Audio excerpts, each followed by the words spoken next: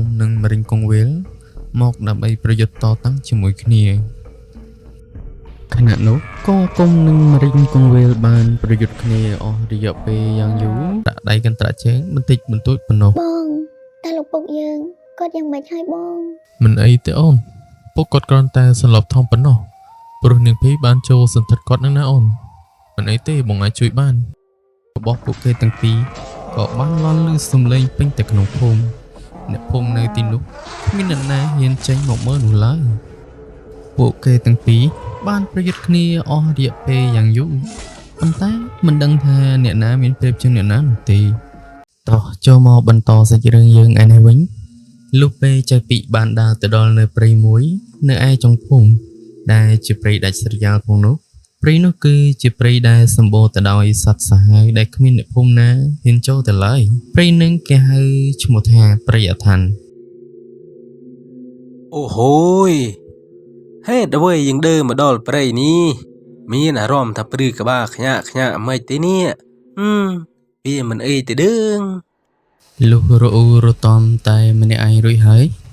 គេក៏បានបន្តដំណើរទៅមុខទៀតលុះពេលបន្តដំណើរទៅមុខមិនតាន់បានប៉ុន្មានផងខណៈនោះគេក៏បានប្រទះឃើញនៅពស់យក្សដ៏ធំមួយ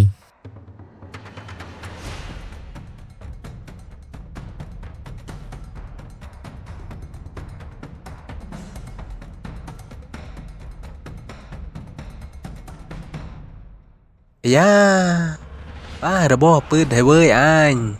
ដល់ពេលសាកមូនអាគមរបស់លោកអូហើយវើយអញលុះនិយាយចប់ចៅពាក្យរបស់យើងក៏បានលើកដៃសូត្រមន្តអាគមរួចក៏បានលុតជង្គង់គោះដីដើម្បីកុំឲ្យចាញ់ច្រាព្រៃនៅទីនោះ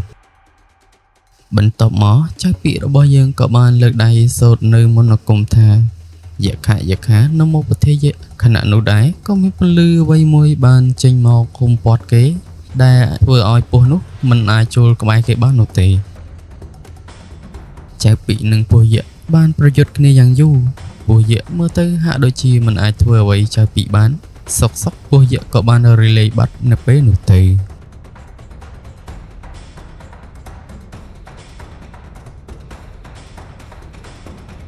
ត្រូវមកសម្បត្តិពស់ប្រព័ន្ធនេះធ្វើអីយើងមិនបានទេយើងនឹងរៀនមុនអាគមនៅក្នុងព្រៃនេះដើម្បីទូសងសើពួកឯងទាំងអស់ហើយហេតុអ្វីដើមឈើនេះគួរឲ្យខ្លាចម្លេះទេយើងនឹងរៀនមុនអាគមនៅក្រោមដើមឈើនេះដើម្បីឲ្យមុនអាគមរបស់យើងកាន់តែកាចហើយសាហាវណា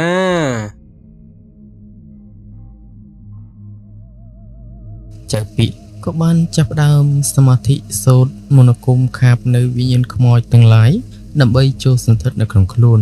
លុះពេលវិញ្ញាណខ្មោចទាំងអស់នោះចូលសន្ធិដ្ឋនៅក្នុងខ្លួនមើលទៅរាងកាយរបស់គេហាក់ដូចជាពិបាកនៅក្នុងខ្លួនមែនទែនលុះចៅពីរៀនមន្តអាគមអស់រយៈពេល3យប់3ថ្ងៃមើលទៅមន្តអាគមរបស់គេហាក់ដូចជាកាន់តែខ្លាំងទៅទេប្រព័ន្ធនេះមុនអាគមរបស់យើងនឹងខ្លាំងជាងអាខ្លាហើយខណៈពេលដែលកំពុងតែនិយាយសុកតែម្នាក់ឯងនោះក៏ស្រាប់តែមានខ្លាមួយបានដើរចេញមកចៅពីឃើញដូចនោះក៏មានអារម្មណ៍ថាសប្បាយចិត្តបន្តិចបន្តួចផងដែរព្រោះគេក៏ចង់សាកល្បងនៅមន្តអាគមដែលគេទើបតែនឹងហាត់ថ្មីផងដែរ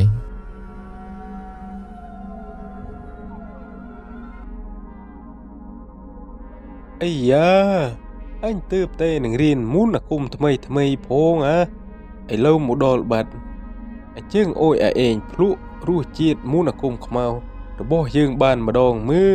អាកំតិចខ្លាអើយ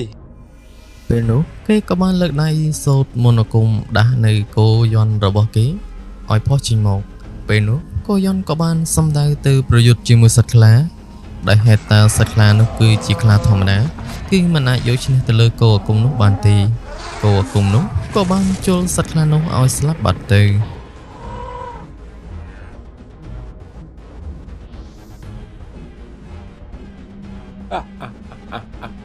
ទេពូនេះអាខ្លាងើបរបស់អញហើយយើងនឹងចាក់ចេញពីព្រៃនេះទៅរកឯងដើម្បីជំរះបញ្ជីណាអាខ្លាអាមិតទូរយុ នៅថ្ងៃមួយនោះអាចយក៏បានមកពីលេងផ្ទះសម្លាញ់របស់គេនៅឯចុងភូមិដោយសារផ្លូវឆ្ងាយពេកគេក៏បានឈប់សម្រាកនៅក្រោមដើមឈើមួយប៉ុន្តែចៃដន្យអីនៅពេលនោះចៅពីរបស់យើងក៏បានដើរចេញពីព្រៃអឋានមកក៏បានប្រទះជួបគ្នាតែម្ដងហើយមើលទៅព្រះច័ន្ទយប់នេះហាក់ដូចជារះភ្លឺល្អមែនទែន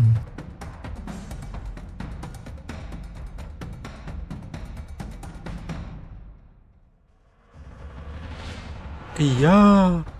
មកដល់ភ្លាមជួបភ្លាមអាសត្រូវចាស់ថ្ងៃនេះដល់ថ្ងៃឯងម្ដងហើយ អាយ៉ាក្មេងតូចវ័យចាញ់អញលើកមុនតើម៉េចចង់ទៀតមែនបែកគ្នាយូរ ចង់ទៅហ៎លើកនេះអញមិនចាំបាច់វ័យអយហត់ទេអញប្រើទេកូនចៅអញក៏ងើបដែរឡា ម៉ូមិនបាច់និយាយច្រើនទេវ័យចាញ់អញម្ដងហើយចង់លេងមុនអាគមម្ដងមែនតិចចាញ់អញម្ដងទៀត ពេលនោះពួកគេទាំងពីរក៏បានអង្គុយចុះហើយពួកគេក៏បានលើកដៃប្រណម្យសូត្រដាស់នៅសត្វអាគមនិងមរិញកងវេលមកដើម្បីប្រយុទ្ធតតាំងជាមួយគ្នាខណៈនោះកោអាគមនិងមរិញកងវេលបានប្រយុទ្ធគ្នាអស់រយៈពេលយ៉ាងយូរហើយម្ចាស់របស់ពួកគេក៏បានសូត្រដាស់នៅអាគមបន្ថែមផងដែរលុះការប្រយុទ្ធគ្នាអស់រយៈពេលជាយូរមើលទៅមរិញកងវេលហាក់ដូចជាមិនអាចយកឈ្នះទៅលើកោអាគមរបស់ចៅពីបាននោះទេពេលនោះវាក៏បានរលាយបាត់ខ្លួននៅពេលនោះទៅ ទុកជីវិតឲ្យខ្ញុំផងនៅលបងពីខ្ញុំព្រមធ្វើតាមគ្រប់យ៉ាងលបងពីឲ្យតែលបងពីទុកជីវិតឲ្យខ្ញុំនៅលបង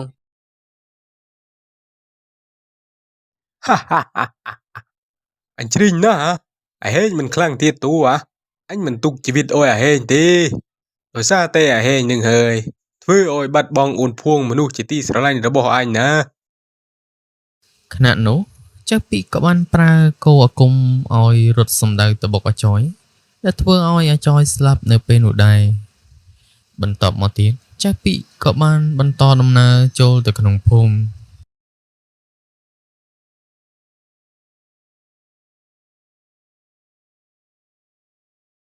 និយាយពីលោកមេភូមិឈុំមួយនេះវិញតាំងតែពីភូមិនាងបានបែកគ្រួសារទៅ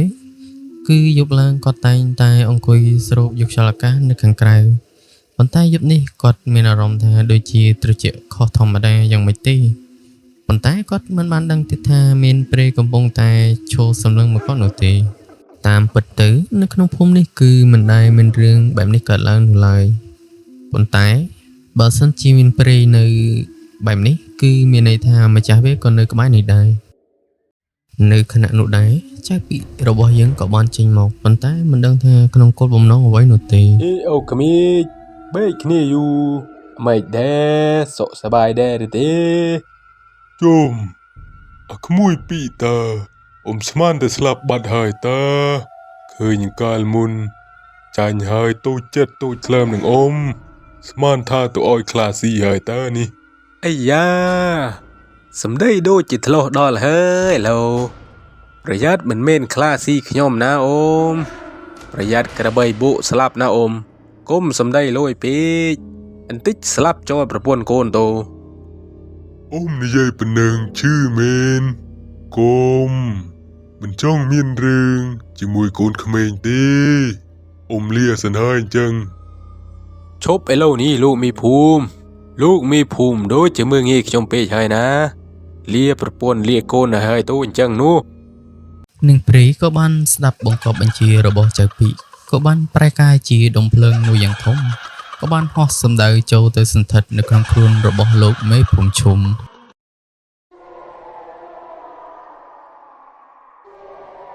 ត្រៀមខ្លួនស្លាប់ឲ្យហើយទូលោកមីភូមិជុំហាហាហា ពេលនោះលោកមេភូមិឈុំក៏បានដេកដួលប្រកាច់នៅលើការ៉េដោយភាពឈឺចាប់ខណៈនោះដែរប្រពន្ធលើប្តីស្រែកឈឺទាំងដូច្នេះក៏បានរត់ចេញមក ឯងតើមានរឿងអ្វីកើតឡើងបានជាឯងស្រែកលឺម្លេះឯង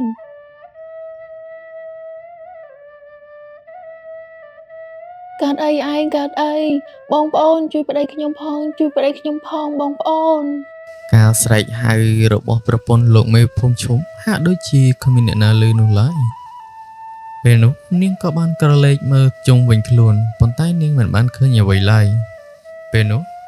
នាងក៏បានរត់ទៅហៅកូនរបស់នាងឲ្យមកជួយ បងបងមានរឿងអ្វីមែនទេបានជាមកក្រៀមក្រំម្ល៉េះ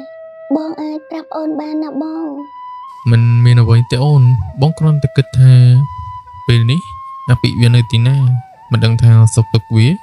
យ៉ាងណាហើយទេ កុំគិតច្រើនពេកបងគាត់បានរៀនមន្តអាគមការពារខ្លួនខ្លះដែរប្រហែលជាគាត់មិនអីទេបង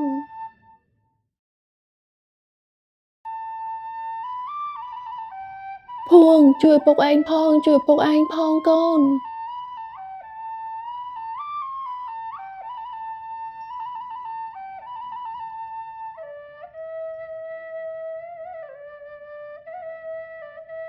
តើមានរឿងអ្វីទៅម៉ែបានមើលទៅដូចជាភ័យយ៉ាងនេះ ម៉ែមិនដឹងទេកូនគាត់ស្រាប់តែប្រកាសមិនដឹងមូលហេតុភ្លាម ពួកគេក៏មិននិយាយអ្វីច្រើនទៀតដែរពេលនោះពួកគេក៏ប្រញាប់ទៅរកលោកមេភូមិឈុំតែម្ដងពេលដែលពួកគេរត់ទៅដល់លោកមេភូមិឈុំលែងដឹងអ្វីទៀតហើយគឺបានត្រឹមតែកន្ត្រាក់ដៃកន្ត្រាក់ជើងបន្តិចបន្តួចប៉ុណ្ណោះ បងតែលោកពុកយើងគាត់យ៉ាងម៉េចហើយបង មិនអីទេអូនពួកគាត់គ្រាន់តែសន្លប់ធំប៉ុណ្ណោះព្រោះនាងភីបានចូលសន្ធិដ្ឋគាត់នឹងណាអូនមិនអីទេបងអាចជួយបាន មើលទូឯងដូចជាមានក្តីសុខខ្លាំងហើយអាខ្លាអាសំឡាញ់ទូរទស្សន៍ ហាអាពីតើឯងមកពីណាយើងដូចជាបារម្ភពីឯងខ្លាំងណាស់នេះ អញក្ពើមសំដីឯងយកភួងទូហើយនោមមកធ្វើចិត្តល្អទៀតហ៎ ហើយអ្វីក៏ឯងចូលចិត្តគិតតែបែបនេះឯងក៏ជាសម្លាញ់របស់យើងតាំងតែពីទូចមកម្ល៉េះ មិនបាច់និយាយច្រើនទេបើឯងចង់អោយលោកមានភូមិនៅរស់ឯងត្រូវទេប្រយុទ្ធជាមួយយើង យើងគឺជាសម្លាញ់នឹងគ្នាយើងមិនចង់វាយជាមួយអីទេសម្លាញ់ មិនបាច់និយាយច្រើនទេចូលមកអា ពេលនោះពួកគេក៏បានអង្គុយចុះលើកដៃប្រណម្យសូត្រដាស់នៅសត្វអាគមរៀងខ្លួនចេញមកពេលនោះការប្រយុទ្ធសត្វអាគមរបស់ពួកគេទាំងពីរក៏បានលន់ឮសំឡេងពេញទៅក្នុងភូមិអ្នកភូមិនៅទីនោះគ្មានអ្នកណាហ៊ានចេញមកមើលនោះឡើយពួកគេទាំងពីរបានប្រយុទ្ធគ្នាអស់រយៈពេលយ៉ាងយូរប៉ុន្តែមិនដឹងថាអ្នកណាមានប្រៀបជាងអ្នកណានោះទេខណៈនោះសត្វអាគមរបស់ពួកគេទាំងពីរក៏បានខ្ទាតចេញរៀងខ្លួនហើយពេលនោះក៏មានសំឡេងអ្វីមួយបន្លឺឡើងមក ពួកចៅចុះភ្លាមទោសៈការខឹងក្រោធគ្មានបានផលអ្វីចំណេញវិញទេមានតែការខាតបង់ប៉ុណ្ណោះ តើមានរឿងអ្វីកើតឡើងទូ តាមពិតទៅសំឡេងនោះគឺសំឡេងលោកឪសឿនរបស់យើងនេះឯង កិលេសការខឹងក្រោធការច្រណែនតែងតែនាំមកនូវការខាតបង់ការក្តៅក្រហាយមិនចង់បានអ្វីដែលមិនមែនជារបស់ខ្លួនគួររៀនលះបង់នៅអ្វីដែលជារឿងសាមញ្ញដែលនាំទុកទៅដល់អ្នកដទៃណាចៅ បន្ទាប់ពីឮសង្ឃដីកាលោកឪចាស់ពីក៏បានភ្ញាក់ខ្លួនហើយគិតថាតាំងពីដើមមកគឺខ្លួនតែងតែស្រមោលស្រមៃម្នាក់ឯងលុះគេបានយល់គ្រប់យ៉ាងគេក៏សម្រេចចិត្តសុំលោកឪបួសជាមួយផងដែរចៅពីក៏បានសុំទោសចៅខ្លានិងគ្រួសាររបស់ភូមិបន្ទាប់មកចៅខ្លានិងភូមិក៏បានរស់នៅជាមួយគ្រួសារយ៉ាងមានសុភមង្គលចំណែកឯលោកឪសេនិងចៅពីក៏បានត្រឡប់ទៅវត្តវិញបានបួសក្នុងព្រះពុទ្ធសាសនារហូតដល់អស់ព្រះជន្មរឿងមន្តអាគមសិស្សលោកឪសឿនក៏សូមដល់ទីបញ្ចប់ក៏សូមទោសដល់ពុកម៉ែបងប្អូនទាំងអស់គ្នានៅពាក្យពេចន៍មិនសមរម្យនិងកន្លែងខុសឆ្គងអេដមីននឹងប្រឹងហាត់រៀនបន្ថែមទៀតសូមអរគុណសូមជួយគាំទ្រដល់ស្នាដៃកូនខ្មែរ 3D ម្នាក់មួយផងសូមអរគុណនៃការស្រឡាញ់